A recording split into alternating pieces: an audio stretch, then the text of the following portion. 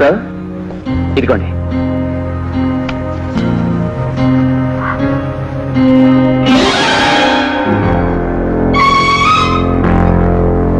ఏమిటిది? This is glass I. ఒక కన్ను లేని మనుషులు ఆ స్థానంలో ఉంచుకునే గాజు కన్నిది. గోవింద్, ఇది నీకు ఎక్కడ దొరికింది? మంచానికి అటుపక్క ఆమూలు దొరికింది సార్. పోలీసులకు ఎందుకు ఇవ్వలేదు దీన్ని? నేను జరిగింది చెప్పినా నమ్మని మనుషులకి ఇది ఇచ్చి ఏం ప్రయోజనం అనుకున్నాను, అందుకే ఇవ్వలేదు సార్. సాగర్, ఈ గాజు కన్ను బహుశా ఎవరిదై ఉంటుంది? ఇది పిచ్చి పిల్లదే కాదు, రాజాదే కాదు. కనుక ఎవరో మూడో వ్యక్తిదై ఉండాలి. ఆ మూడో వ్యక్తి హంతకుడై ఉండాలి. మీరు చెప్పిన కథంతా విన్నాక ఆ రాజా ఖచ్చితంగా నిర్దోషినే అనిపిస్తుంది సాగర్ బాబు. కానీ కోర్టులో అతన్ని నిర్దోషిగా నిరూపించాలంటే అసలు దోషం ఎవరో తెలుసుకోవాలి. దొరికిన గాజు కన్ను ఆధారంగా హంతకుడు ఒక కన్ను లేని వాడని చెప్పగలమే తప్ప అతను ఎవరనే చెప్పలేం. సాగర్ బాబు, నాకు తెలిసిన వాడు, నా కారణంగా మీ చేతిలో దెబ్బతిన్నవాడు ఒక అతనున్నాడు. అతను చీకటిలో వెలుగులో రాత్రి పగలు అనుక్షణం నల్ల కళ్ళతోడు తీయకుండా గడుపుతూ ఉంటాడు.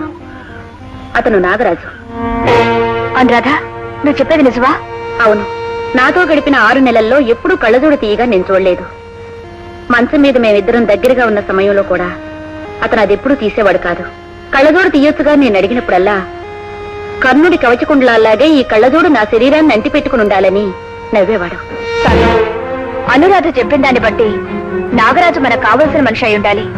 నీ మీద కక్షతో నీకు ప్రాణమైన జ్యోతి బ్రతుకు నాశనం చేయాలని తను హత్య చేసి రాజా మీద హత్యానేరం పడేట్టు చేసుండొచ్చుగా. నువ్వు చెప్పింది నిజమే వచ్చు జయ, కానీ అతని కన్ను గాజు కన్ను అని ముందు మనం నిర్ధారణగా తెలుసుకోవాలి.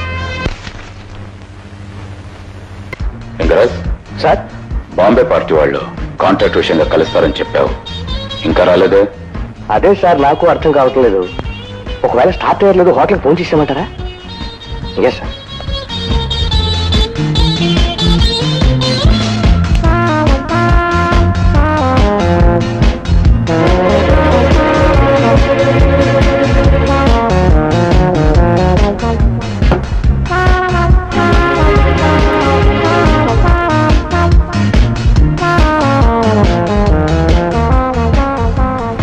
Excuse me. Matches, please.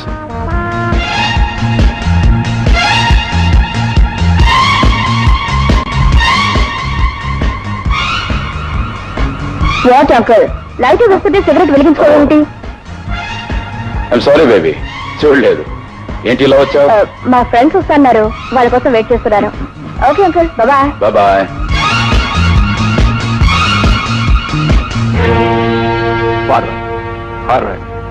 Forward.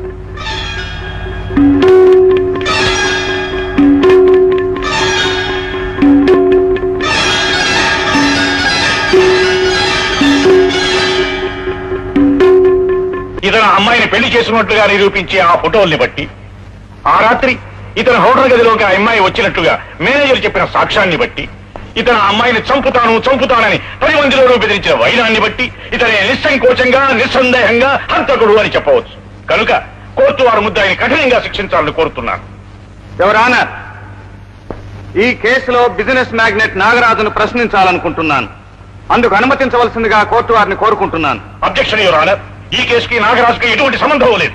PP గారు లేదనుకోవచ్చు, నేను ఉంది అనుకోవచ్చు. ప్రశ్నించడానికి వారిని పిలిపించవలసిందిగా కోరుకుంటున్నాను. Permission granted. మిస్టర్ నాగరాజు, హత్య జరిగిన డిసెంబర్ 31వ తేదీ రాత్రి మీరు ఎక్కడున్నారు? ఆ రాత్రి నేను కారులో తిరుపతి వెళ్తున్నాను. ఎందుకు వెళ్ళారు? నూతన సంవత్సర సందర్భంగా ప్రతి ఏడాది జనవరి 1న స్వామి దర్శనం చేసుకోవడం నాకు అలవాటు.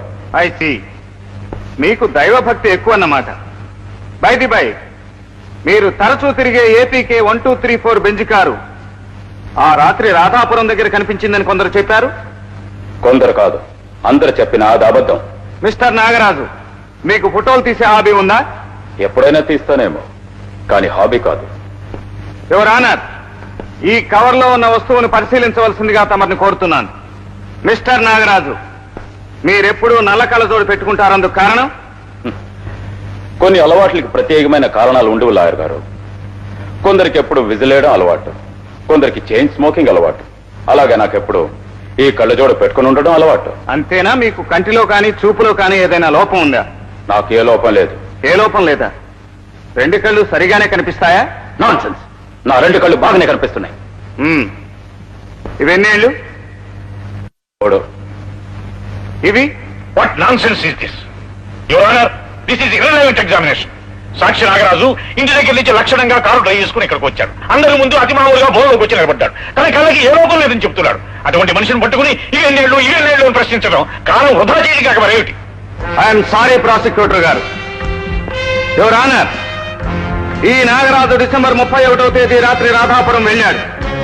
తెల్లవారుజాము 4:30 గంటలకి ఆ హోటల్కి దగ్గరగా కారాపి వెనక మెట్లకుండా పైకి వెళ్లి అక్కడ ఎవరూ లేకపోవడంతో తలుపు తోసుకుని రాజాగదిలోకి అడుగు పెట్టాడు. అక్కడ నిద్రపోతున్న వెర్రిబాగుల పిల్ల కనిపించింది. ఇతనిలో ఉన్న రాక్షసత్వం ఒక్కసారిగా మేల్కొంది. అనుకున్నది సాధించడంతో పాటు ఆ క్షణంలోనే ఆమెను అనుభవించాలని కూడా నిర్ణయించుకున్నాడు. ఘర్షణ, పెనుగులాట. ఆమె గాజులు విరిగిపోయాయి, బట్టలు చిరిగిపోయాయి, మాన ప్రాణాలు మంట కలిసిపోయాయి.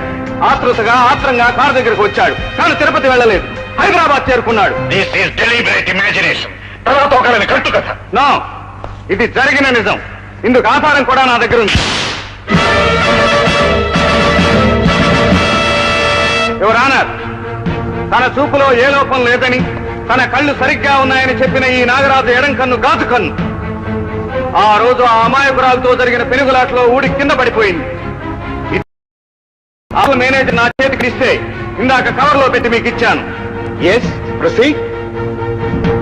ఆ హత్య చేసిన తర్వాత నాగరాజు తిరుపతి వెళ్లకుండా హైదరాబాద్ చేరుకుని జాన్సన్ అండ్ జాన్సన్ కంపెనీకి వెళ్లి కొత్త గాజు కన్ను వేయించుకున్నాడు. ఈ విషయం రుజువు చేయాలంటే ప్రేక్షకుల్లో ఉన్న ఆ కంపెనీ మేనేజర్ని ప్రవేశపెట్టగలను. నాగరాజు, అనురాధ కేసులో నిన్ను నవ్వుల పాలు చేశానని నా మీద కక్ష గట్టి పగ తీర్చుకోవాలనుకున్నావు. నా చెల్లెల కాపురం నిప్పుల పాలైతే నేను మతిలేని వాళ్ళ తయారవుతానని ఆశపడ్డావు. అందుకే ఆమె భర్తని హత్య కేసులో ఇరికించాలని పల్లెటూరు వెళ్ళినప్పుడు పిచ్చి పిల్లతో కలిపి తన ఫోటోలు తీశావు. ఆమెను నిర్దాక్షిణ్యంగా హత్య చేశావు. ఇది నిరూపించడానికి నా దగ్గర తగిన ఆధారాలున్నాయి. నువ్వు తప్పించుకోలేవు నాగరాజు. చెప్పు, నిజం చెప్పు.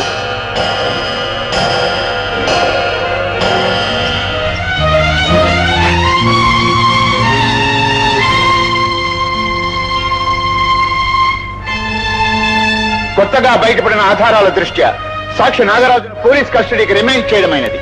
Court is adjourned for tomorrow. రండి.